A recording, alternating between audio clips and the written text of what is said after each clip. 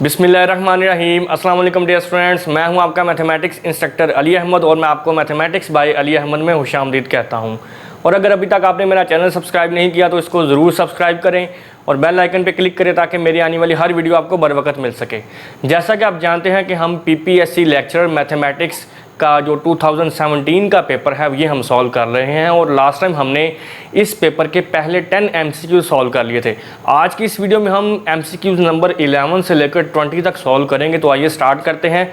MCQ number 11 में हमारे पास statement कुछ इस तरह से है कि cofactors of the elements of second row of the determinant of the matrix. ये एक मैट्रिक्स गिवन है, हमने इस मैट्रिक्स के जो डिटर्मिनेंट होगा उसकी सेकंड रो के कोफैक्टर्स फाइंड करने हैं। अब किसी भी डिटर्मिनेंट के जो कोफैक्टर्स होते हैं ये किस तरह से फाइंड करते हैं ये आप जानते हैं।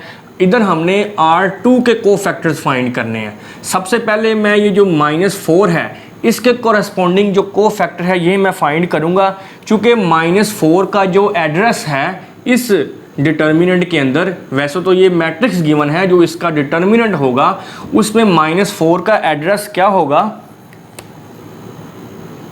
A21। देखे ना, दूसरी रो और पहला कॉलम, ये आप जानते हैं पहला जो नंबर होता है वो रो को रिप्रेजेंट करता है और दूसरा कॉलम को रिप्रेजेंट करता है। तो इसका फार्मूला क्या होता है, ये -1 की पावर में हम इन दोनों को ऐड करते हैं, रो को और कॉलम को।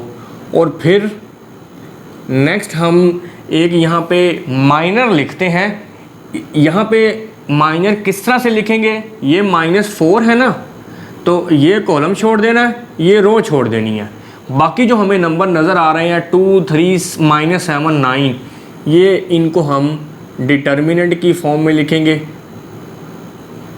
And this is called minor of this element. अब आप इसको सिंप्लीफाई कर लें, -1 की पावर कितनी हो जाएगी, 3। इसको एक्सपेंड कर लें, 2 × 9 18 और माइनस माइनस प्लस हो जाएगा, 7 × 3 21। -1 की पावर 3 -1 और ये आपके पास कितना हो जाएगा 39। तो हमारे पास A21 पहला जो कोफैक्टर है वो क्या आ गया, -39। तो यहाँ पे आप देख सकते हैं कौन सी ऑप्शन में हमारे पास -39 है, तो वो ऑप्शन A है और ऑप्शन C है। इसका मतलब है ऑप्शन B और D ये तो एक्सक्लूड हो गए ना, ये तो पॉसिबल ही नहीं है।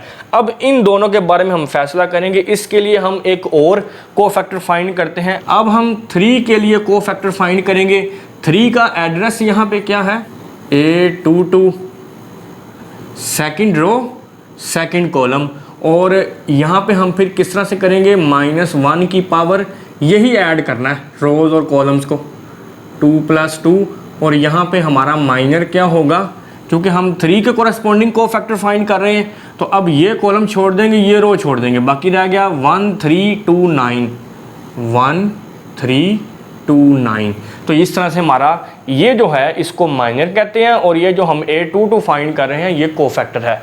अब आप इसको सिंप्लीफाई कर लें, -1 की पावर कितनी हो जाएगी 4 और इस डिटर्मिनेंट को एक्सपेंड करेंगे, 9 × 1 9 -2 × 3 6 -1 की पावर 4 + 1 और ये 3। तो हमारे पास इसका आंसर क्या आ गया 3 A22 का। तो ये दूसरा जो कोफैक्टर आया है वो 3 आया है। देखिए ना, इसकी तरतीब का भी ध्यान रखना आपने। इसमें सबसे पहला 3 है, उसके बाद 11 है, उसके बाद -39 है। जबकि हमारा R2 का जो पहला कोफैक्टर आया था वो -39 था, फिर उसके बाद आया है 3। तो इसलिए अब आपको थर्ड फाइंड करने की ज़रूरत ही नहीं है। यहीं से हमें ये कंफर्म हो गया है कि जो R2 के जो 3 कोफैक्टर्स होंगे वो कौन कौन से होंगे, -39 जो कि अभी हमने फाइंड किया, फिर उसके बाद 3 और उसके बाद 11 आएगा। तो इसलिए फिर जो 11 नंबर पे MCQs है उसका ऑप्शन A करेक्ट होगा। तो मैं उम्मीद करता हूँ कि ये MCQ नंबर 11 आपने अच्छे तरीके से अंडरस्टैंड कर लिया होगा। नेक्स्ट अब हम इसका जो MCQ नंबर 12 है ये सॉल्व करते हैं। इसकी स्टेटमेंट क्या है, a system of M homogeneous equations के एक M होमोजीनियस इक्वेशंस का सिस्टम है और चूँकि होमोजीनियस है तो फिर ये AX = 0 होगा। राइट हैंड साइड पे हमारे पास जीरोज होंगे।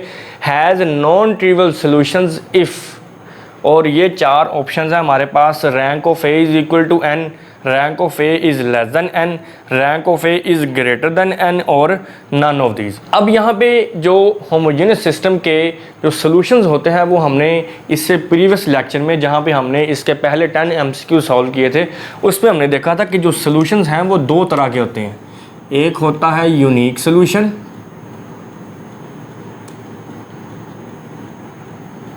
जिसको आप ट्रिवियल सॉल्यूशन भी कहते हैं। इस सिचुएशन में जो ए डिटर्मिनेंट है वो नॉट इक्वल टू 0 होता है, और जो दूसरी टाइप है सॉल्यूशन की वो है इन्फिनिट सॉल्यूशन।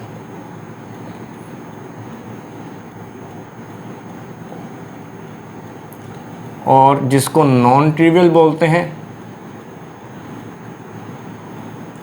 और इस सिचुएशन में जो ए डिटर्मिनेंट है वो इक्वल टू 0 होता है। तो इस केस में हमें वो ये कह रहा है कि एक system of m homogeneous equations हैं जिनके जो सोल्यूशन हैं वो नॉन ट्रिवियल होंगे, तो फिर इन चारों में से कौन सी कंडीशन होल्ड करेगी। अब सोल्यूशन है हमारे नॉन ट्रिवियल, ये वाला केस है, मतलब जो ए डिटर्मिनेंट है वो इक्वल टू 0 होगा। और यहाँ पे कितनी होमोजेनियस इक्वेशंस हैं, m, number of homogeneous equation कितनी गिवन है, m।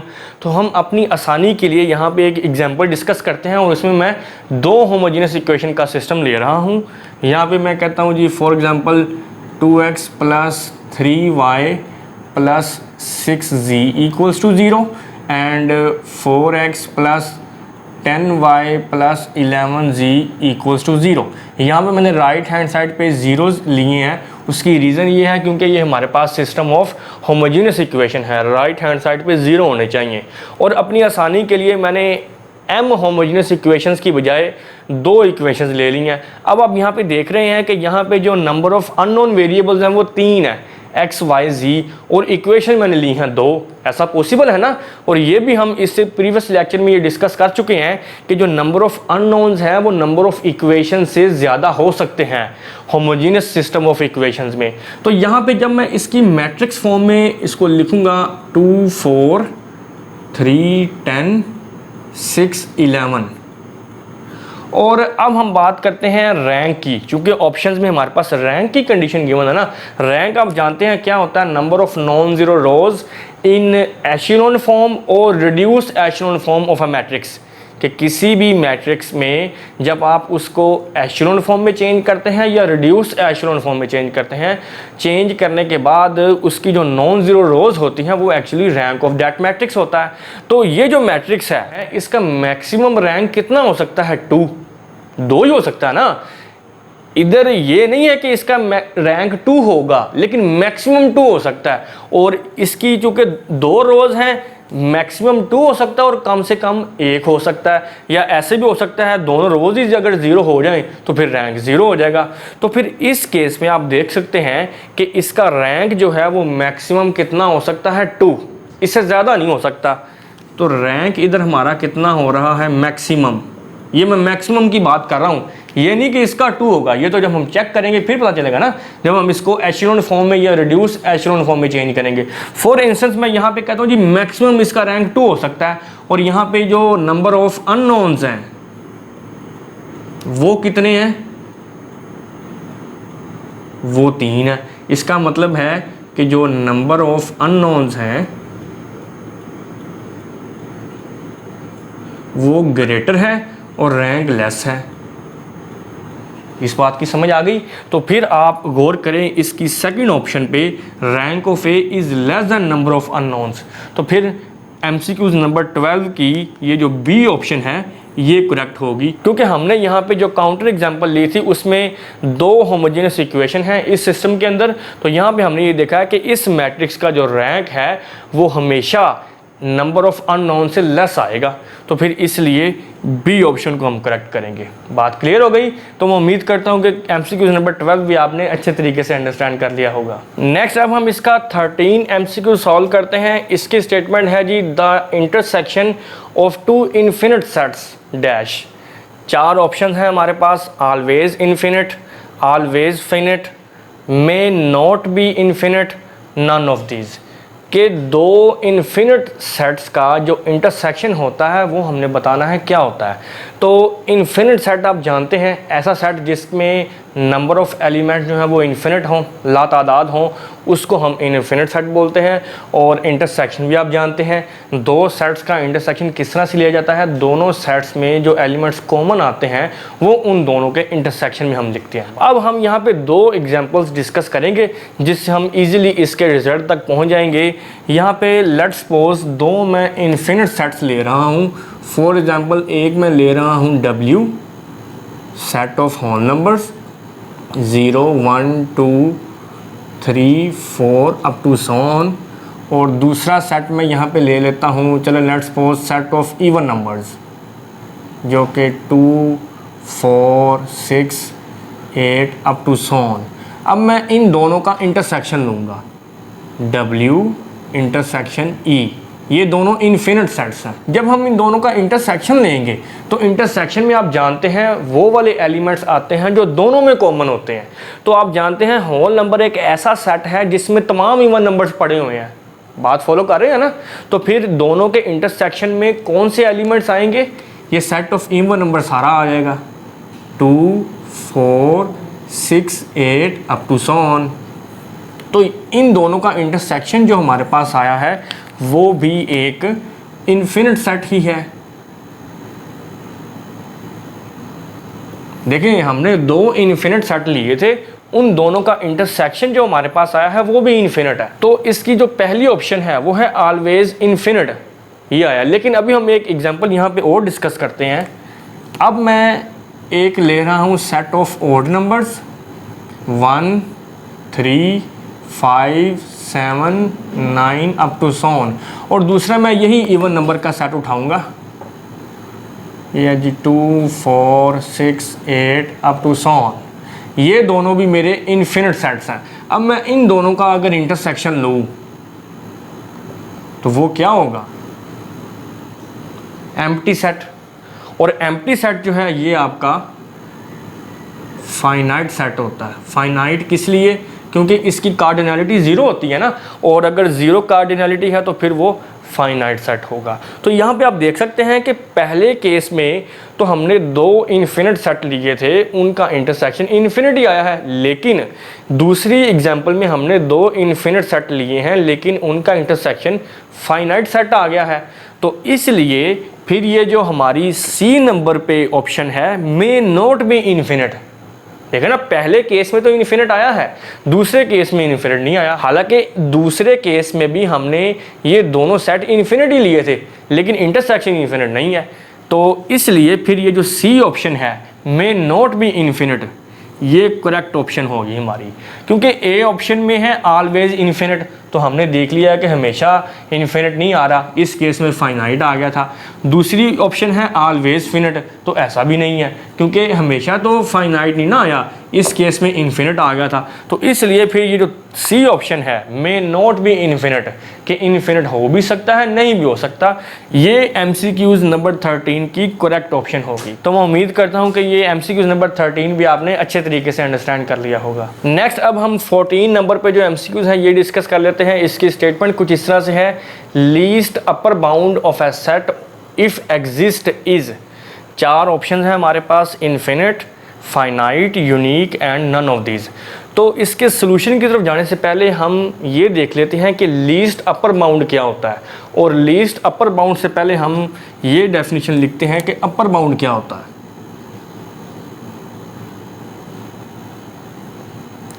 अपर बाउंड को हम आसान अल्फाज में इस तरह से डिफाइन कर सकते हैं, एलिमेंट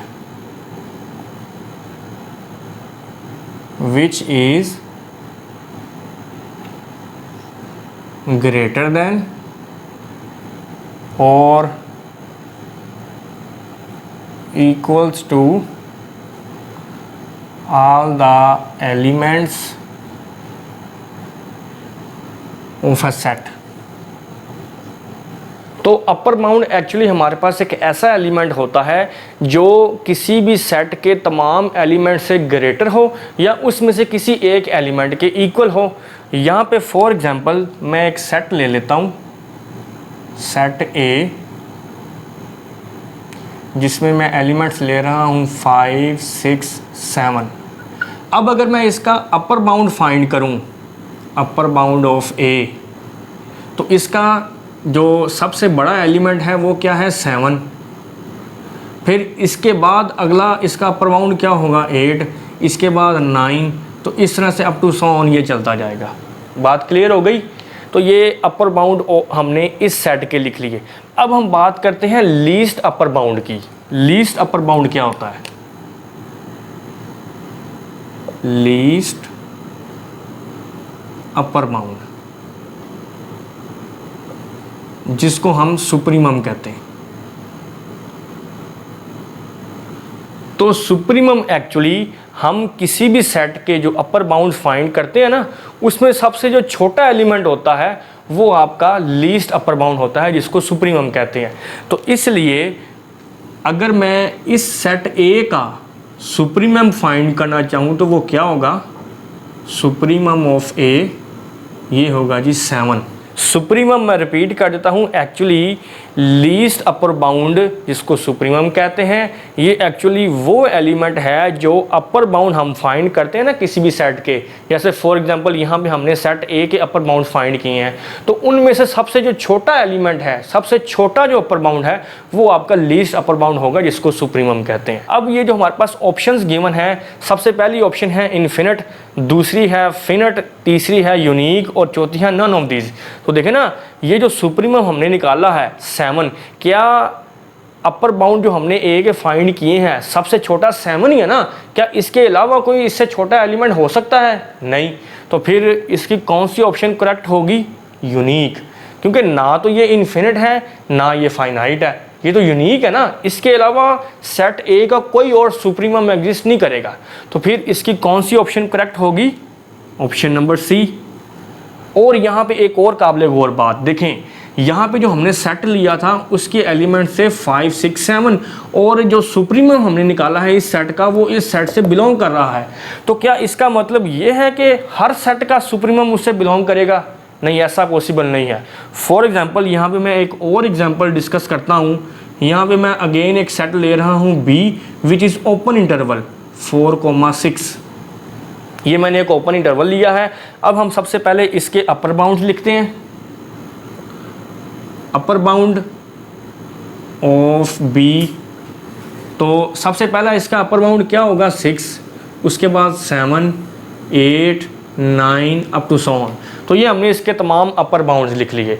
अब इसका जो सुप्रीमम है B का वो क्या होगा? Supremum of B। तो आप सुप्रीमम जानते हैं वो क्या होता है कि जो अपर बाउंड होते हैं उसमें जो सबसे छोटा एलिमेंट है। तो अपर बाउंड जो हमने लिखी है अभी B के, उसमें सबसे छोटा एलिमेंट क्या है? 6। तो यहाँ पे आप देख सकते हैं 6 जो है वो B से बिलोंग तो नहीं कर रहा, क्योंकि B तो ओपन इंटरवल है ना। 6 इस ओपन इंटरवल का हिस्सा नहीं है। बात क्लियर हो गई। तो यहाँ पे तो जो 7 था ये तो बिलोंग कर रहा था A से, लेकिन यहाँ पे जो 6 है सुप्रीमम ऑफ सेट B, ये B से बिलोंग नहीं कर रहा। इसलिए ये ज़रूरी नहीं है कि सुप्रीमम किसी भी सेट का उस सेट से लाजमी बिलोंग करेगा। ऐसा भी हो सकता है कि बिलोंग करे, ऐसा भी हो सकता है कि बिलोंग ना करे। हमने दोनों एग्जांपल यहाँ पे डिस्कस कर लिए। तो मैं उम्मीद करता हूँ कि MCQs नंबर 14 भी आपने अच्छे तरीके से अंडरस्टैंड कर लिया होगा। नेक्स्ट अब हम MCQs नंबर 15 को डिस्कस करते हैं। इसकी स्टेटमेंट है जी, greatest lower bound of a set is dash, कि किसी भी सेट का जो ग्रेटेस्ट लोअर बाउंड होता है वो क्या होता है। हमारे पास 4 ऑप्शन गिवन हैं। पहली ऑप्शन है ऑलवेज बिलोंग टू सेट, दूसरी ऑप्शन है नॉट बिलोंग्स टू सेट, तीसरी ऑप्शन है मे और may not belongs to set, और चौथी ऑप्शन है नन ऑफ दीज। अब इसकी ऑप्शंस को डिस्कस करने से पहले हम ये देखेंगे कि ग्रेटेस्ट लोअर बाउंड क्या होता है, और उससे भी पहले हम लोअर बाउंड को डिस्कस करते हैं।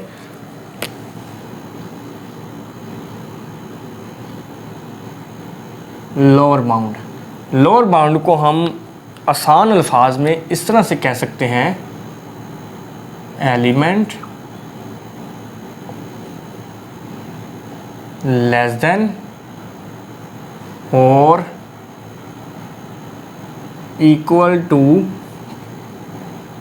all the elements in a given set। तो लोअर बाउंड एक्चुअली वो एलिमेंट होता है जो किसी भी सेट में मौजूद तमाम एलिमेंट से छोटा हो या किसी भी एलिमेंट के इक्वल हो। जिस तरह से हमने इससे प्रीवियस एमसीक्यूज़ में एमसीक्यूज़ नंबर 14 में अपर बाउंड कहा था ना कि सबसे ग्रेटर एलिमेंट, यहाँ पे सबसे लेस एलिमेंट है। अब यहाँ पे फॉर एग्जांपल मैं एक सेट ले लेता हूँ ए, जिसमें मैं एलिमेंट्स ले रहा हूँ 9, 10 एंड 11। अब अगर मैं इस सेट ए के लोअर बाउंड लिखूं, लोअर बाउंड्स ऑफ ए, तो वो क्या होंगे? देखिए हमने यहाँ से उठाना है सबसे छोटा एलिमेंट, तो वो क्या है 9, तो ये तो होगा 9। फिर इसके बाद इससे छोटे एलिमेंट्स हम लिखेंगे 9 के बाद 8, 7, 6 अप टू 7, ये इस तरह से चलते जाएंगे।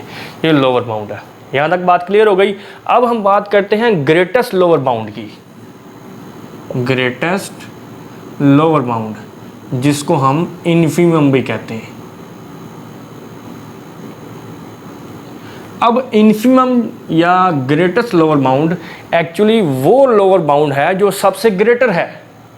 देखें यहाँ पे जो हमने सेट ए के लोअर बाउंड फाइंड किए हैं 9, 8, 7, 6 अप टू 7, तो इनमें जो सबसे ग्रेटर लोअर बाउंड है ना वो आपका इन्फीमम कहलाएगा। और वो यहाँ पे क्या है 9, इन्फीमम ऑफ सेट ए, ये क्या है जी 9, और ये बिलोंग कर रहा है सेट ए से, ये आप देख सकते हैं। तो इसका मतलब ये जो अभी हमने एग्जांपल डिस्कस की है, यहाँ पे हम देख रहे हैं कि जो इन्फीमम है सेट ए का वो सेट से बिलोंग कर रहा है। तो ये तो फिर किस ऑप्शन की तरफ इशारा कर रहा है? Option number A, always belong to set. तो क्या हर सेट का इन्फीमम उससे बिलोंग करेगा? ये यहाँ पे हम एक और काउंटर एग्जांपल डिस्कस करते हैं। फॉर एग्जांपल अब मैं यहाँ पे एक सेट ले रहा हूँ open interval which is let's suppose 6,9। ये मैंने एक ओपन इंटरवल ले लिया है। अब मैं सबसे पहले इसके लोअर बाउंड्स लिखता हूँ। लोअर बाउंड्स ऑफ बी, हाँ जी, इसका सबसे छोटा एलिमेंट क्या है 6, फिर उसके बाद इससे छोटा 5, 4, 3 अप टू 7। अब ये मैंने लोअर बाउंड लिख लिए हैं सेट बी के। अब जब मैं इसका इन्फीमम लिखूंगा, जिसको ग्रेटेस्ट लोअर बाउंड कहते हैं, ग्रेटेस्ट लोअर बाउंड या इन्फीमम ऑफ बी। अब ये जो इन्फीमम होता है ये आप जानते हैं क्या होता है कि जो हमने लोअर बाउंड लिखे हैं उनमें जो सबसे ग्रेटर वैल्यू है, सबसे ग्रेटर नंबर जो है वो यहाँ पे क्या है, वो 6 है। तो यहाँ पे देखिए 6 तो बी से बिलोंग नहीं कर रहा, क्योंकि बी ओपन इंटरवल है ना, तो 6 इससे बिलोंग तो नहीं ना करेगा। तो इसका मतलब ये हो गया कि ये जो इन्फीमम है ये ज़रूरी नहीं है कि हमेशा जिस सेट का हम फाइंड कर रहे हैं उससे बिलोंग भी करे। पहली जो एग्जांपल हमने डिस्कस की वहाँ पे तो इन्फीमम सेट से बिलोंग कर रहा था, लेकिन इस एग्जांपल में इन्फीमम जो है वो सेट से बिलोंग नहीं कर रहा।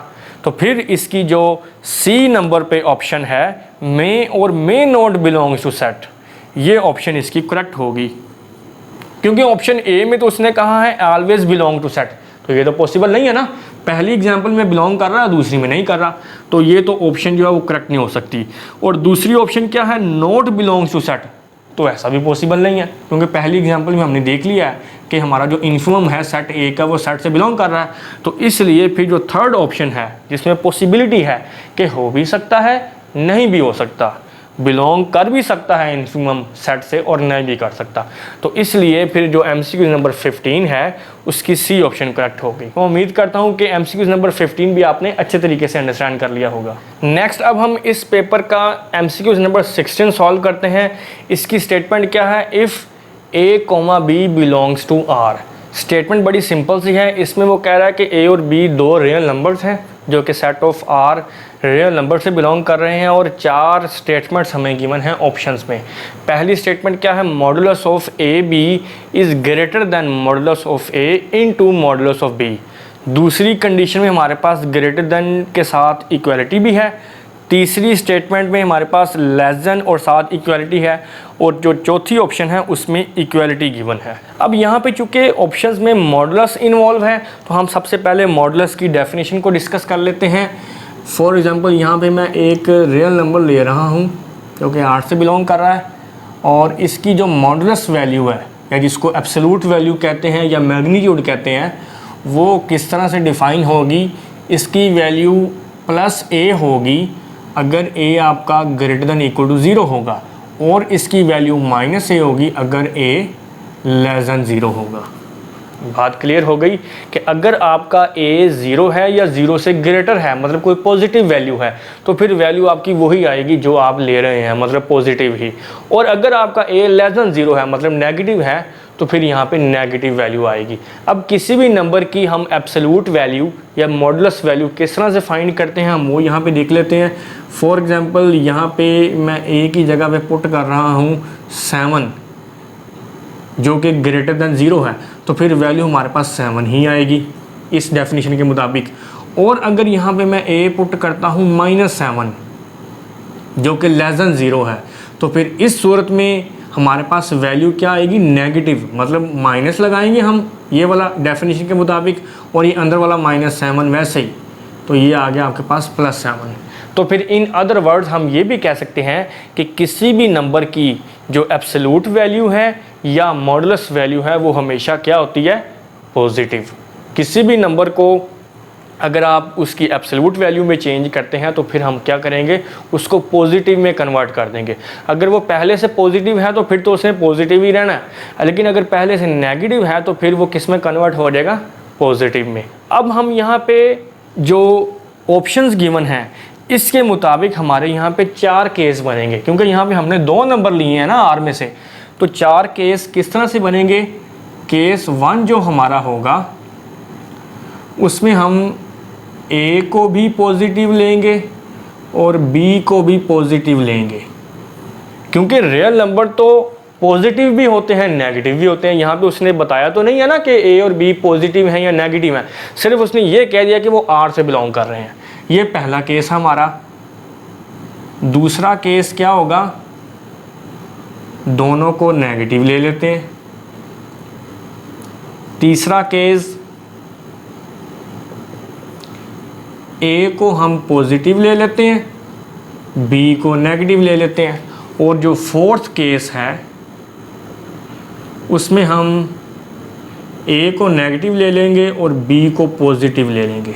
यही 4 पॉसिबिलिटीज़ है ना, इन्हीं को हम बारी बारी अब डिस्कस करते हैं। यहाँ पे मैंने ए और बी दोनों पॉजिटिव लेने हैं, तो मैं ए को ले लेता हूँ 2 और बी को ले लेता हूँ 3। अब ये जो हमारे पास कंडीशंस गिवन हैं इन चारों ऑप्शंस में, इनमें हम ए और बी की वैल्यूज़ पुट करेंगे और देखेंगे कि आंसर क्या आता है। अभी मैं दरमियान वाली कंडीशन यहाँ पे नहीं लिख रहा, 3, तो ये होगा 6 मॉडुलस, और 2 का मोड 2 ही होता है, 3 का मोड 3 ही होता है। और इसके बाद नेक्स्ट स्टेप क्या होगा, 6 का मॉडुलस 6 और 2 × 3 6, तो इसका मतलब है हमारे पास कौन सी कंडीशन आई है, इक्वालिटी वाली। ये गौर करना आपने। अब दूसरे केस की तरफ मूव करते हैं, इसमें हमने दोनों नेगेटिव लेने हैं, तो मैं ए को भी -2 ले लेता हूँ और बी को -3 ले लेता हूँ। दोनों नेगेटिव लेने ना, नंबर आप कोई भी ले सकते हैं, मैं स्पेसिफिकली यहाँ पे -2 और -3 ले रहा हूँ ना, आप कोई भी 2 नेगेटिव नंबर लेके इसको आप चेक कर सकते हैं। उसी तरह से हम इसी कंडीशन में इनकी वैल्यूज़ पुट करेंगे। ये है -2 × -3 और ये -2 है और ये -3 है। अब ये -2 और -3 ये हो जाएगा 6, और ये -2 का मॉडुलस +2 और -3 का मॉडुलस +3, ये भी +6 हो जाएगा और ये भी +6 है। तो इस सूरत में भी हमारे पास कौन सी कंडीशन आई है, इक्वालिटी वाली।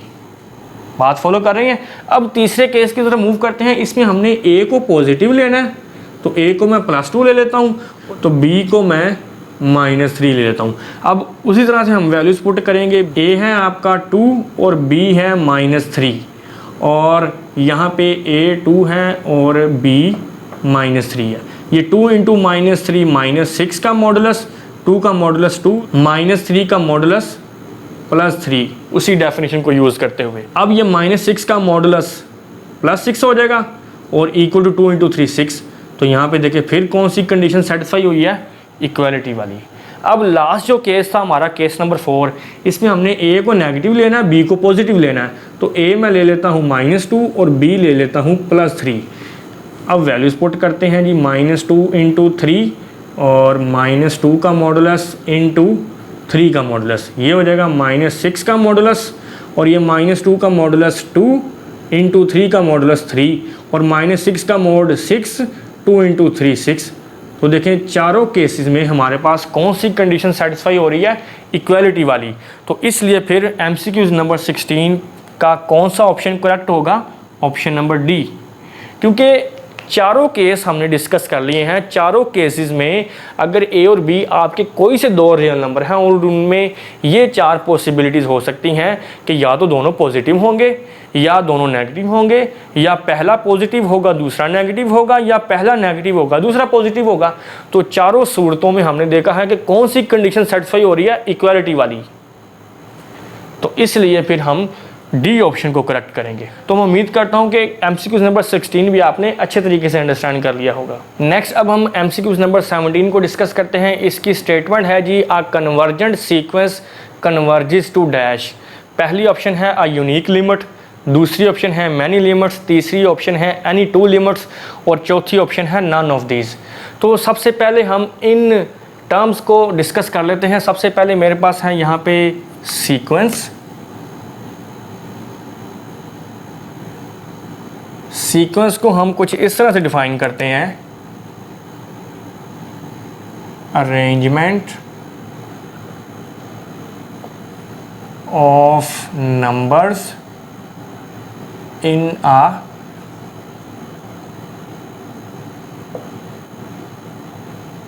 Particular order. कि जब हम नंबर्स को किसी खास तरतीब में अरेंज करें, उनको तरतीब दें, तो इसको फिर हम सीक्वेंस कहते हैं। अब वो सीक्वेंस इंक्रीजिंग भी हो सकता है, डिक्रीजिंग भी हो सकता है, इंक्रीजिंग और डिक्रीजिंग। फॉर एग्जांपल मैं सीक्वेंस एक ले रहा हूँ 2 4 6 8, तो ये हमारे पास एक इंक्रीजिंग सीक्वेंस है, और इसमें तरतीब क्या है कि हर नंबर जो है उसमें अगर 2 ऐड कर दें तो वो सीक्वेंस का अगला नंबर बन जाता है। 2 + 2 4, 4 + 2 6, 6 + 2 8। तो ये इंक्रीजिंग सीक्वेंस है। अब इसके बाद नेक्स्ट हमारे पास है convergent sequence. Convergent sequence, convergent sequence ऐसा सीक्वेंस होता है जिसकी लिमिट एग्जिस्ट करे। Sequence whose limit exist। अब इसके बाद यहाँ पे हम एक रिजल्ट यूज करेंगे। रिजल्ट क्या है, the limit of sequence of real numbers is always unique। तो रिज़ल्ट ये कह रहा है कि किसी भी सीक्वेंस की जो लिमिट है वो हमेशा क्या होती है, यूनिक होती है। अब हम स्टेटमेंट की तरफ वापस चलते हैं। ये है जी, a convergent sequence converges to, कि ऐसा सीक्वेंस जो कन्वर्ज कर रहा है वो क्या होगा, जिसकी लिमिट एग्जिस्ट करेगी, और लिमिट हमेशा क्या होती है इस रिजल्ट के मुताबिक, यूनिक। तो फिर इसकी कौन सी ऑप्शन करेक्ट होगी, ऑप्शन नंबर ए। क्योंकि a convergent sequence converges to a unique limit. हमने अभी देखा है ना कि कन्वर्जेंट सीक्वेंस ऐसा सीक्वेंस होता है जिसकी लिमिट एग्जिस्ट करती है, और लिमिट जो है वो हमेशा यूनिक होती है। तो फिर इसके जो बाकी ऑप्शंस हैं, जैसे ऑप्शन नंबर बी है मैनी लिमिट्स, तो लिमिट्स तो मैनी नहीं हो सकती, क्योंकि कन्वर्ज ही वो तब करेगा जब उसकी लिमिट यूनिक होगी। बात फॉलो कर रहे हैं। और फिर उसके बाद दो सी ऑप्शन है एनी टू लिमिट्स, तो ये भी पॉसिबल नहीं है।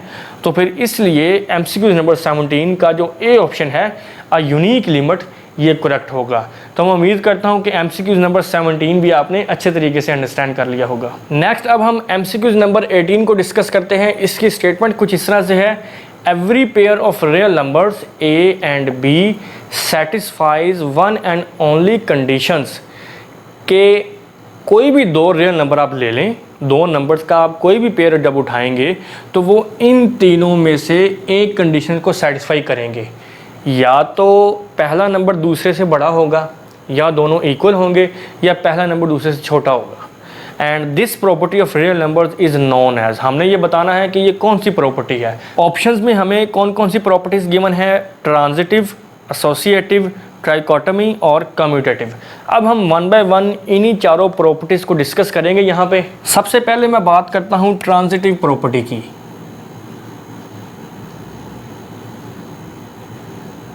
तो ट्रांजिटिव प्रॉपर्टी के लिए हमें तीन रियल नंबर्स लेने पड़ेंगे, ए, बी और सी। तो ये जो तीन नंबर हमने लिए हैं यहीं से बात क्लियर हो गई है, क्योंकि स्टेटमेंट में तो वो ये कह रहा है कि दो नंबर लेने हैं, जबकि ट्रांजिटिव प्रॉपर्टी के लिए तो हमें तीन नंबर चाहिए। तो इसका मतलब है ये ए ऑप्शन तो नहीं ना हो सकता। लेकिन हम ट्रांजिटिव प्रॉपर्टी को डिस्कस कर लेते हैं। If A less than B and B less than C then this implies A is also less than सी।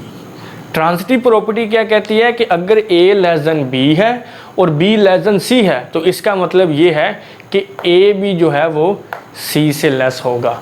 और ये जो ट्रांजिटिव प्रॉपर्टी है ये मैंने इनइक्वालिटी में बताई है, ये इक्वालिटी में भी होल्ड करती है। किस तरह से कि अगर a इक्वल टू बी है और b इक्वल टू सी है तो फिर a भी c के इक्वल होगा। तो ये हमारे पास ट्रांजिटिव प्रॉपर्टी है। तो ये ए ऑप्शन तो करेक्ट नहीं हो सकता, क्योंकि ये कंडीशन ही कुछ और है। अब हम इसके बाद बात करते हैं एसोसिएटिव की।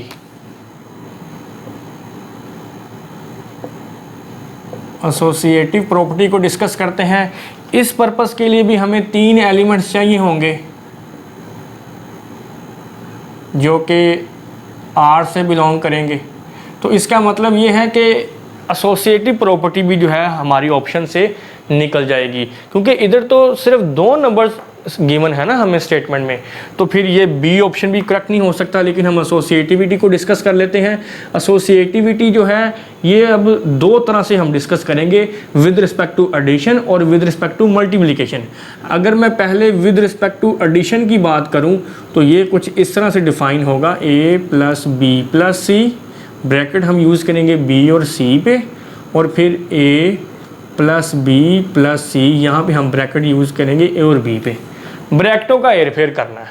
तो ये आपकी एसोसिएटिव प्रॉपर्टी है विद रिस्पेक्ट टू एडिशन। अब अगर मैं बात करूँ विद रिस्पेक्ट टू मल्टीप्लिकेशन तो सिर्फ एडिशन जो हमने ऑपरेशन यूज़ किया है उसकी जगह पे मल्टीप्लिकेशन आ जाएगा। Dot C equals to A dot B dot C. तो ये आपकी एसोसिएटिव प्रॉपर्टी है। तो इसका मतलब है जो बी ऑप्शन है ये भी नहीं हो सकता। अब इसके बाद है ट्राइकोटमी प्रॉपर्टी। ट्राइकोटमी प्रॉपर्टी को हम डिस्कस करते हैं।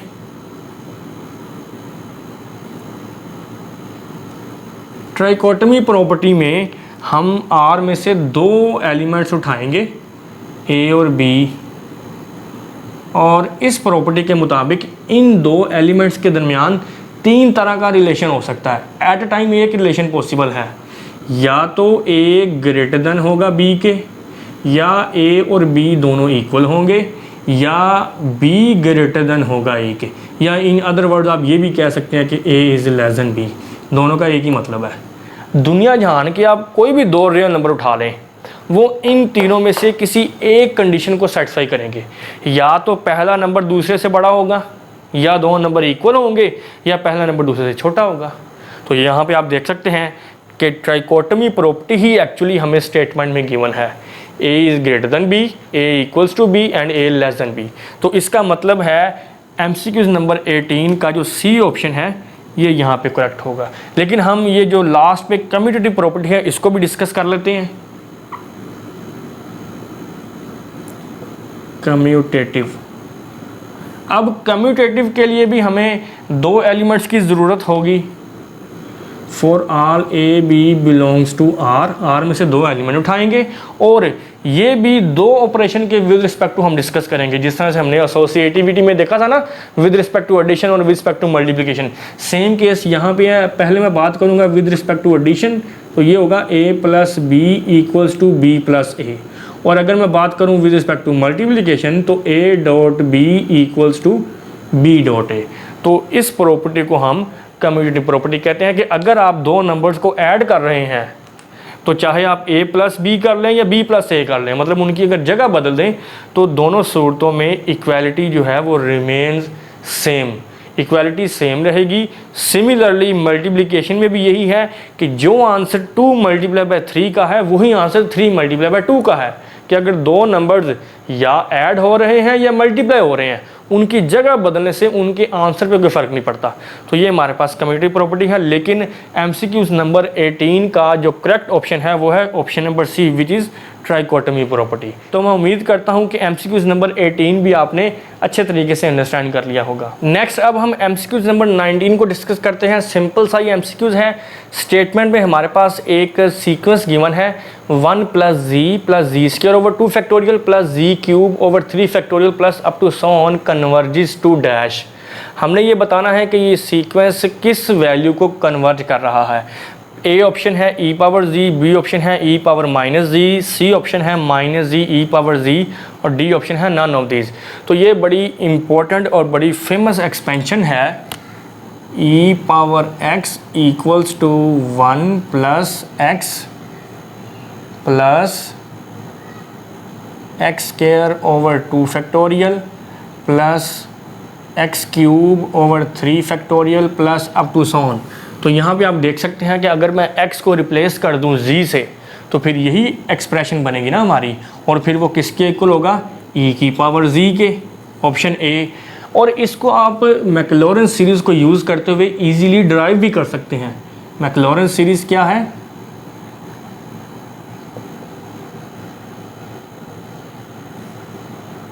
मैक्लॉरेंस सीरीज़ का फार्मूला है जी f of x equals to f of 0 plus x f dash of 0 plus x square over 2 factorial f double dash of 0 plus up to so on.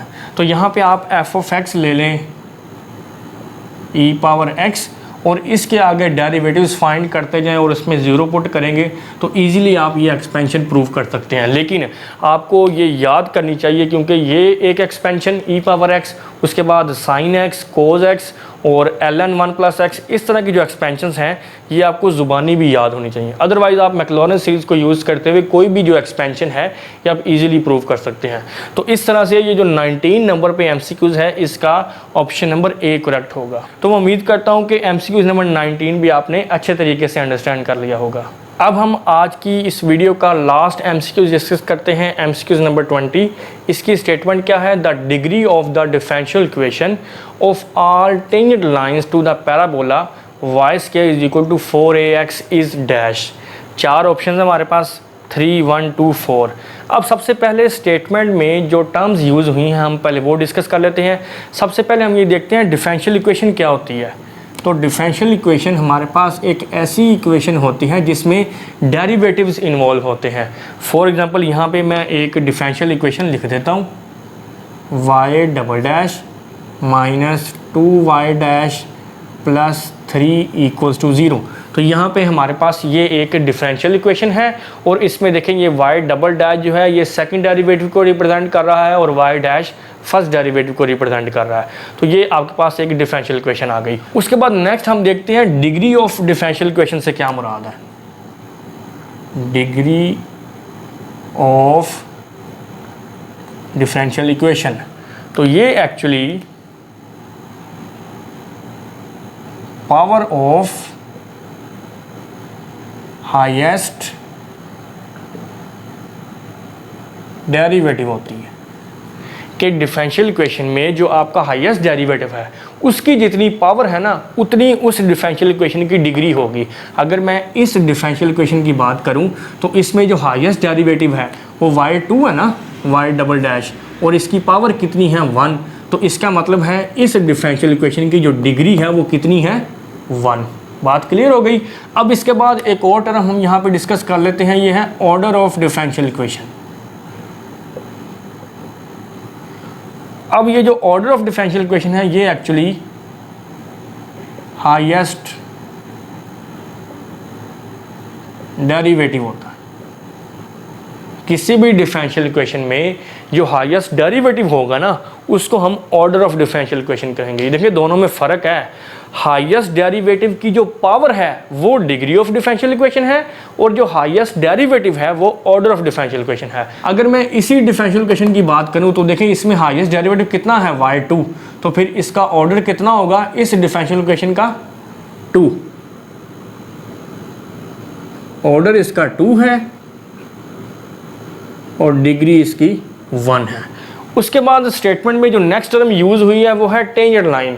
अब tangent line ऐसी line होती है जो किसी curve को एक पॉइंट पे touch करे।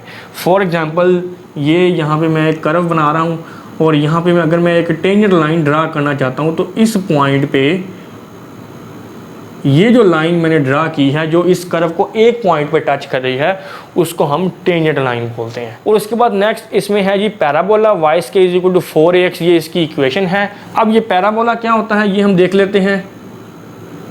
ये आपकी है y axis, this is x axis और यहाँ पे ये जो वर्टिकल लाइन होगी जो y एक्सिस के पैरेलल है इसको हम डायरेक्ट्रिक्स कहते हैं। और यहाँ पे एक पॉइंट है जिसको हम F से डिनोट करते हैं, this is called focus of parabola. और यहाँ पे एक पॉइंट है जिसको हम V से डिनोट करते हैं और this is called vertex of parabola. तो इस तरह से ये एक कर्व यहाँ से हम ड्रा करेंगे और एक कर्व यहाँ से ड्रा करेंगे तो इस कर्व को हम पैराबोला बोलते हैं। ठीक हो गया। अब हम चलते हैं अपनी स्टेटमेंट की तरफ वापस। The degree of the differential equation of all tangent lines to the parabola y square is equal to 4ax is dash. हमने इस पैराबोला की जो टेंजेंट लाइन की जो डिफरेंशियल इक्वेशन बनेगी ना उसकी डिग्री बतानी है कि क्या होगी।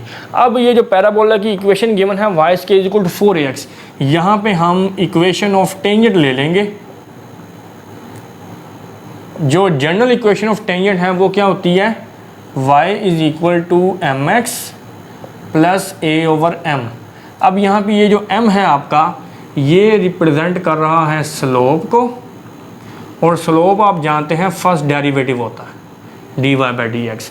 अब आप इसका एलसीएम ले लें, ये बनेगा M Y is equal to M square X plus A और m चूँकि रिप्रेजेंट कर रहा है dy ओवर डी एक्स को तो dy over D X Y equals to dy over D X whole की पावर 2x प्लस a।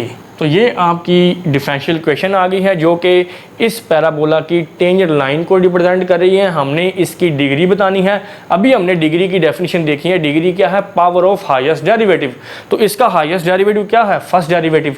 तो ये फर्स्ट डेरिवेटिव की हाईएस्ट पावर कितनी है 2। वैसे तो फर्स्ट डेरिवेटिव यहाँ भी पड़ा हुआ है लेकिन यहाँ पे पावर 1 है और यहाँ पे पावर 2 है।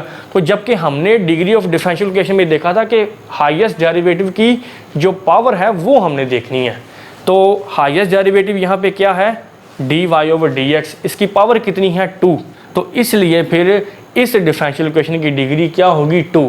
तो फिर कौन सा ऑप्शन करेक्ट होगा ऑप्शन नंबर सी। तो MCQs नंबर 20 का ऑप्शन नंबर सी करेक्ट होगा विच इज़ 2।